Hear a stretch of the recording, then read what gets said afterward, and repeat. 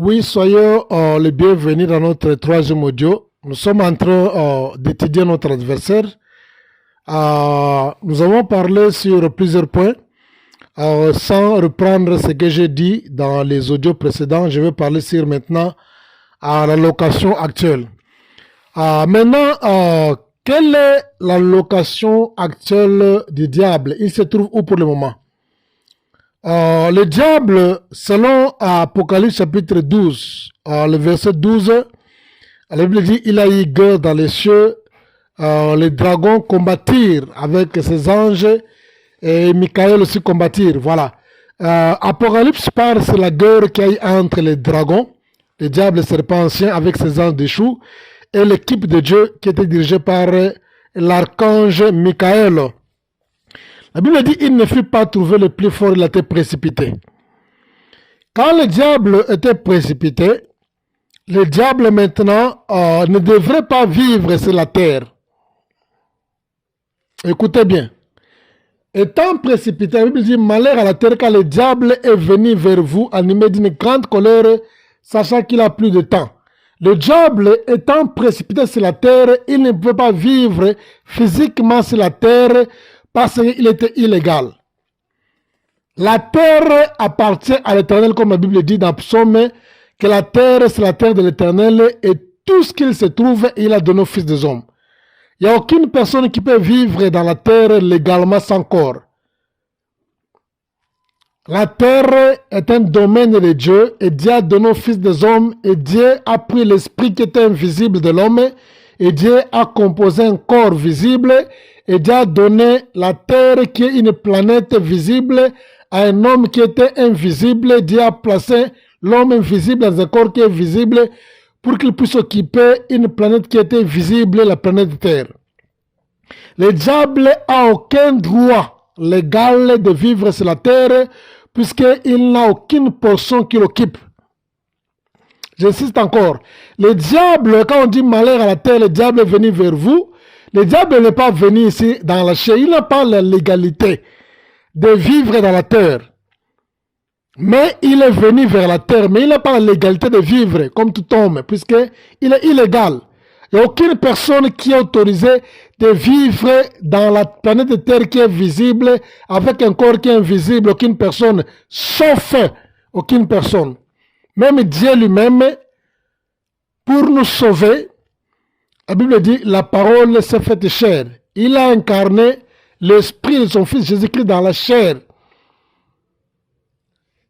pour se légaliser. Jésus s'est légalisé. Dieu a légalisé son fils pour prendre un corps charnel, pour prendre un corps, enfin, un corps physique, enfin, d'initier, bien de commencer une mission. Il n'y a aucune personne, il n'y a aucun esprit qui a la légalité de vivre sans corps. Le corps, la terre est seulement pour les gens qui ont le corps physique. Alors le diable ne pouvait pas vivre dans la terre avec un corps qui est spirituel. Les anges sont des vents. La Bible dit, il a fait des anges, les vents, et des serviteurs, une flamme de feu. Ce sont des esprits de vent. Il n'a pas la légalité de vivre dans la terre, mais c'est la terre sans corps. C'est pourquoi il a placé son royaume dans l'espace qui sépare la terre et le royaume de Dieu. Il a placé son royaume dans un lieu qui est stratégique. Il a placé son royaume dans l'espace puisqu'il n'avait pas la légalité de vivre dans la terre, mais c'est la terre. Mais il a placé son royaume dans l'espace qui sépare Dieu et les hommes. C'est là où il est achaisé, c'est là où il a construit son royaume.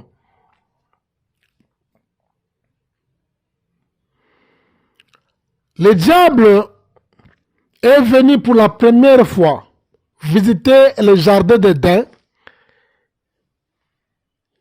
Il devrait s'incarner aussi au serpent. En vivant dans l'espace, il avait besoin de vivre sur la terre. Mais comme il est un esprit, il est un vent, il doit aussi s'incarner dans la chair pour se légaliser. Dieu s'est légalisé, il a donné à Jésus-Christ une forme physique, un corps pour faire sa mission. Le diable aussi ne peut jamais vivre. Même lors du baptême de Jésus. La Bible dit, l'Esprit de Dieu s'est incarné dans le pigeon sauvage, le dove, on appelle en anglais le dove. L'Esprit de Dieu devrait se légaliser d'abord. Il a pris un corps corporel, bien il a pris un corps physique pour être vu aux gens, pour venir être visible aux gens, se légaliser. De la même manière aussi, le diable, il s'est légalisé pour venir faire sa mission, ses désirs. Il devrait aussi se légaliser, prendre un corps du serpent. Il a pris son esprit, il a incarné le serpent pour aller séduire Ève. Le serpent qu'on parle, c'était un serpent qui était physique. Plusieurs personnes disent que non, voilà, le serpent ne parle pas. Le serpent, c'était imagination. Ce n'était pas une imagination. C'était un serpent qui était physique, qui parlait. Avant la chute d'Adam, comprenez-vous qu'Adam était un homme spirituel et Ève était un homme spirituel avant leur chute. Ils devraient aussi comprendre le langage du serpent. Ils devraient aussi parler facilement avec les serpents, comprendre leur langage. Puis ils étaient des hommes spirituels. Même jusqu'à aujourd'hui, les hommes spirituels aujourd'hui, qui sont dans l'occultisme, ils peuvent parler avec même un oiseau. Ils peuvent parler même avec une bête. Ça se fait. Demandez, les occultistes vont vous dire que non, ils se communiquent facilement avec les oiseaux, même avec un serpent, même avec un animal, ils peuvent se communiquer, même avec les champs, même avec un chien, ils peuvent se communiquer facilement spirituellement. Le diable s'est incarné, il a pris la forme d'un serpent, il s'est légalisé, la Bible dit, puisque le serpent était l'unique, le seul bête qui était rusée parmi toutes les bêtes que Dieu avait créées. Le serpent était le plus rusé. Le diable s'est réincarné dans le serpent pour venir tenter Ève. Il devrait se légaliser d'abord. Il est esprit, il est un vent. Il devrait d'abord se légaliser pour être représenté dans un monde qui est visible, qui est physique. Le monde qui est visible, qui est physique, il devrait aussi, tant qu'un être spirituel, tant qu'un vent, tant qu'un esprit, il devrait aussi se légaliser dans un corps pour faire sa mission, accomplir ses désirs, ses objectifs. Il s'est légalisé. Quand il s'est légalisé, c'est alors qu'il approchait Ève. C'était comme ça. Si le Seigneur nous prête vie pendant cette séance, nous aurons aussi à parler sur les caractères du serpent. C'est tellement important, les caractères du serpent. Puisque le diable a laissé tous les animaux, les autres animaux. Il s'est intéressé seulement pour se légaliser en prenant le serpent qu'il a utilisé pour séduire Adam et Ève. Maintenant, nous voulons parler sur sa destitution. Comment il était destitué, ou bien le motif de sa destitution. Le motif de sa destitution, c'était dans Ézéchiel chapitre 28, le verset 13. La Bible dit c'est l'iniquité. Chaque fois quand quelqu'un perd un travail, il y a toujours un motif, il y a toujours une raison qui fait qu'une personne perd sa position, il perd sa place. La raison de la destitution de l'ennemi, ça se trouve dans Ézéchiel chapitre 28, le verset 13. La Bible dit, tu étais intègre dans tes voies, jusqu'à ce que l'iniquité ait été trouvée en toi. L'iniquité, c'est quoi? L'iniquité, c'est un péché qui est invisible. Le péché qu'on ne peut jamais voir avec les yeux. Le péché qui est invisible. Quand le péché est sous forme invisible, on appelle ça l'iniquité. C'est ça.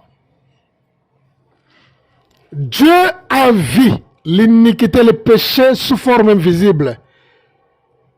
Quelque chose qu'une autre personne ne pouvait pas voir facilement. L'iniquité, je peux dire, c'est comme le convoitise. Le convoitise, c'est quelque chose qui est invisible. On ne peut jamais voir la convoitise. C'est un péché, mais sous forme invisible. L'envie aussi, c'est quelque chose qui est un péché, mais est une convoitise, c'est une iniquité. C'est invisible. La haine aussi. La haine, on ne peut jamais voir la haine. Quelqu'un peut avoir la haine dans son cœur. Il peut même sourire. Il peut même montrer la gentillesse par apparence. Mais tu ne peux jamais détecter ça dans son cœur puisque c'est invisible. C'est pourquoi on dit que l'iniquité est plus dangereuse que le péché. Puisque le péché est visible, mais l'iniquité n'est pas visible. Ça peut détruire plus sérieusement que le péché.